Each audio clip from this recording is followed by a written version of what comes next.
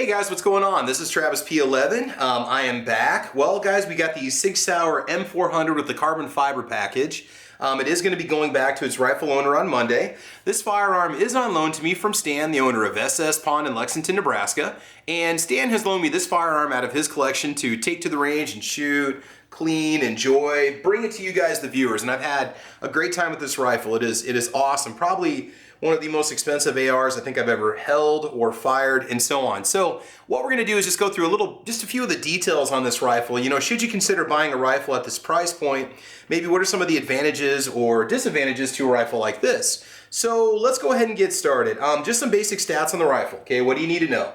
Okay, it is called the SIG M400 with the carbon fiber package. I don't believe these are in production anymore, this particular setup directly from the factory. You can still find them around, but many times they have a different kind of stock on them. This stock is available as an aftermarket piece directly from SIG. And thank you to one of my viewers out there who clarified for me that Lancer Systems actually makes the carbon fiber forend and the buttstock. This is an A1 link stock, by the way. Okay. All right. So just a few things you need to know about it. It is a direct impingement system. It's not a piston-driven system. The trigger pull is 4.5 pounds. It is a two-stage competition-style trigger. It is stamped with a G on it, so we're assuming it's made by Geissele. The overall length of the gun is 35.1 inches. I mean, it still feels fairly compact, even with this full-length buttstock and buffer tube on here. The barrel length is 16 inches long. You're looking at a 1-in-7 twist rifling, 1-in-7-inch twist rifling. 6 grooves inside the barrel. Overall weight without the magazines is 7 pounds. It does come with a Lancer clear smoke magazine from the factory. And accessory rail, okay, you have your Picatinny rail up on the front, but if you're a fan of Keymod or M-LOK, I think you're going to be out of luck. Okay, so not to say bad things about the rifle, but that could be a con if you're buying it for that reason. But there's a lot of great features on this rifle that I definitely want to show you. It does come with flip-up sights from the factory, or at least it should, originally its configuration. It does have an aftermarket, SIG manufactured pistol grip, okay? A few things about the rifle that you need to know. Now, it was outfitted with the Trijicon, I think it's an RX-34 or RX-43 reflex sight. I don't want to flip it over right now. And again, we do have the carbon fiber accessories. So, pros about the gun, let's just get this out of the way. The trigger is absolutely awesome. If you check my range footage, I mean, I was really enjoying the trigger on this thing. Whether you want to get down and dirty and just rapid fire a bunch of rounds or take your time, you do have that mag pull trigger guard, also extended trigger guard down here on the bottom, and it's just awesome. I can understand why people drop the money that they do on these competition style triggers. Just an amazing piece on there. It does have the little pin on the inside of it that you also see on the Springfield Armory Saint AR-15 that puts pressure on the upper for a tighter lock with the upper and the lower. That is built into this also, and you can adjust it, but I didn't touch it. Also, I didn't adjust the sights at all. I just left them as they were. And in the shooting video, I did have a pretty decent group, like 2 inches firing some 55 grain ball, 5.56 American Eagle ammo. I mean, nothing fancy, you know, new manufacturer brass. And also the gong, if you watch the gong footage in that video also, I mean, I was shooting probably a cluster about this big at 150 yards using just the red dot sight off the hood of my vehicle. Now, granted, I was using a lead sled, but as I discovered later on, there were a few bolts that were loose in my lead sled, so that might have added to some of the inaccuracy that you saw in the range footage. Okay, kind of from front to back, what are some of the features that you need to know about? We do have the standard birdcage flash hider on the front, and if I'm wrong about any of these parts, guys, I'm just an internet gun expert. I'm not ex-military, I'm not ex-law enforcement. I'm just going off what I've learned, what I've taught myself over the few years. Carbon fiber foregrip, just awesome. Handguard, just great. Very cool. Love the piece. Smooth, sleek, but again, not M-LOK or Keymod compatible, so it's going to limit your accessories a little bit. But maybe somebody thinking about a 3-gun application, or somebody just wants a nice, just sporting 5.56 rifle is going to go for this particular model. You do have an anodized finish on the top and the bottom, which is great. Standard flat top Picatinny, regular charging handle. You do have your forward assist as well as your dust cover.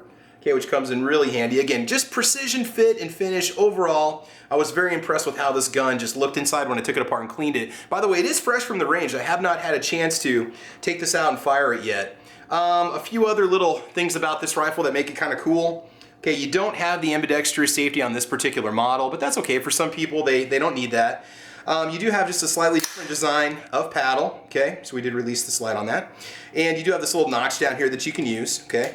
And then also your magazine release is different than just that standard little button that you press in. So that makes it a little bit unique. And there's some ridges on the front here. So if you need to get some grip on the magazine well, you can do that too.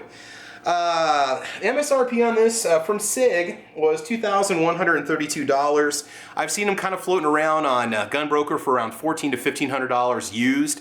You might be able to tag one new for $1,500. I don't know. You know, when it comes to ARs, it's kind of hit or miss. Some guys just want to sell it, get what they can for it, and move on. Other people are going to want as close as they can to the MSRP.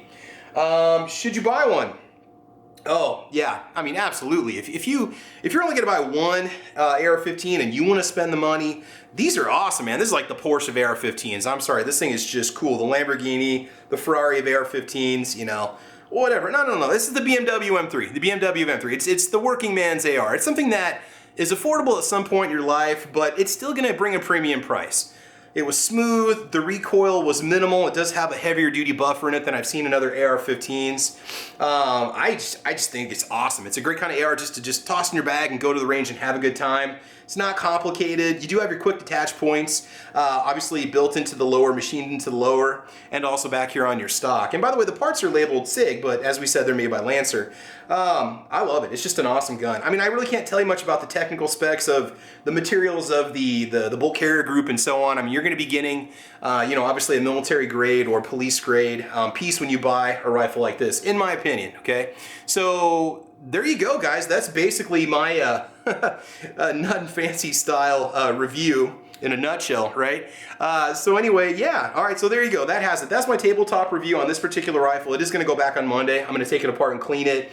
It was I had a great time shooting it. It was very smooth shooting. The trigger, amazing. Had no issues at all. No misfeeds whatsoever. I was just using a 10-round PMag for target shooting. It's just easier that way. And I did slap a 30 rounder in there and put 30 rounds down the range about 60 to 70 yards, just plinking steel left and right like it was nobody's business. So I get it. I understand why somebody can spend this kind of money. And when you shoot a gun like this, when you actually have an opportunity to take one to the range and use one, you kind of find a newfound respect for the higher end AR. Now, don't get me wrong. You could go to PSA and you could build 3 to 4 of your own kits, 3 to 4 complete, you know, carbine length rifles for the price of one of these. And that's fine, go ahead. I mean, if you look at one of my favorite rifles, it's a $499 Bear Creek Arsenal AR-15. I mean, I love shooting that thing, it's awesome. I get it all dressed up with Magpul furniture and I'd love to take it out and put a couple hundred rounds of steel case through it. You know, if you want to go that round, go right ahead, but you know, as you get a little bit older, you might start to appreciate things that are, you know, maybe a little bit higher end, maybe a little more meticulous in the craftsmanship. And again, this gun is, I had a great time with it. Cons, okay, let's just get a few things out there real quick. M-LOK, and I mentioned this 3 times already. M-LOK and key mod, not possible on here, I don't believe. I don't think you'd want to squish anything on these carbon fiber panels. Price, obviously, is going to be one of those things. You know, it is going to be slightly limited with what you can put on it for accessories. Yep. Okay. Again, price would probably be the one thing that you're gonna want to save up for one of these if you can buy them. If you got the money to buy one, man, go right ahead. You're gonna absolutely love it. So, there you go, guys. That's it. I keep thinking of things I want to say to it. Maybe it's because I don't want to let it go. It's just awesome. It's just a sweet, sweet AR-15. Stan, sell it to me. Sell it to me, Stan. I'm just kidding. I'd have to sell my Jeep to buy it. Like every other gun I want to buy from you. So anyway, there you go, guys. I want to thank you for watching. Please like, please subscribe. You can check me out over on Twitter and Instagram and Facebook. I think my Facebook page is just TravisP11. Over on Instagram and Twitter, it's at TravisP11 on YT. You can also find me over on, excuse me, gunchannels.com with the Ordinary Average Guy Gun Channel. And I think that's pretty much it. Oh, support me over on Patreon so I can keep feeding beauties like this good ammo. Over on Patreon, it's patreon.com/TravisP11, all right? So, guys, I want to thank you for joining me for the simple tabletop review. I just, you know, I could get super detailed in the technical specs. If you're somebody who's familiar with AR-15s, this brings something a little bit different to the playing field. It does bring what I believe to be a very quality piece, so think about it. Think about going that route if you haven't tried one yet. These are just awesome, and I'm finding myself becoming a SIG fanboy, even though I don't own one. Okay, I've taken 3 SIGs so far to the range, and every time I've taken them, they've been accurate, they've been reliable, they've been tough as nails.